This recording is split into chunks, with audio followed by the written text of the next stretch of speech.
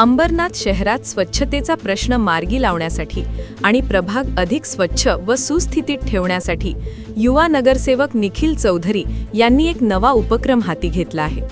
प्रभागात स्वच्छतेचा नवा आदर्श निर्माण करण्याच्या उद्देशाने त्यांनी दिवसातून 2 वेळा कचरा संकलनाची व्यवस्था सुरू केली आहे। या उपक्रमामुळे रस्त्यांवर साचणारा कचरा कमी होण्यास मदत होत असून परिसर स्वच्छ ठेवण्यासाठी नागरिकांमध्येही जागरूकता निर्माण होत आहे।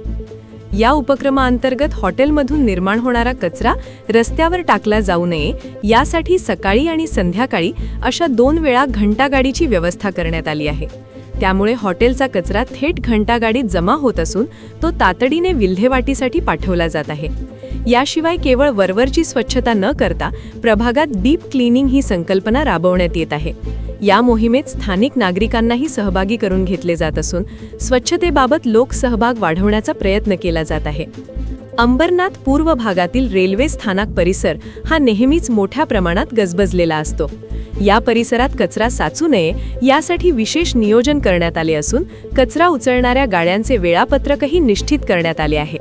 दरम्यान अंबरनाथ नगर परिषदेने घनकचरा व्यवस्थापनासाठी कोट्यावधी रुपयांचे टेंडर काढले असले तरी प्रत्यक्ष कामात अनेक त्रुटी असल्याचे चित्र दिसत आहे। आवश्यक तेवढा घंटागाड्या उपलब्ध नसणे आणि अटींनुसार काम न होणे यामुळे शहरातील अनेक भागांमध्ये कचऱ्याचे ढीग साचत असल्याची तक्रार नागरिकांकडून केली जात आहे। या पार्श्वभूमीवर नगरसेवक निखिल चौधरी यांनी स्वतः पुढाकार घेत आपल्या प्रभागात स्वच्छतेचे सूक्ष्म नियोजन केले आहे। आपला प्रभाग स्वच्छ आणि सुंदर ठेवणे ही आपली सामूहिक जबाबदारी आहे। पालिकेच्या यंत्रणेसोबत नागरिकांनी आणि हॉटेल व्यावसायिकांनीही स्वच्छतेबाबत शिस्त पाळली तर शहराचे चित्र नक्कीच बदलू शकते, असे आवाहन त्यांनी केले आहे।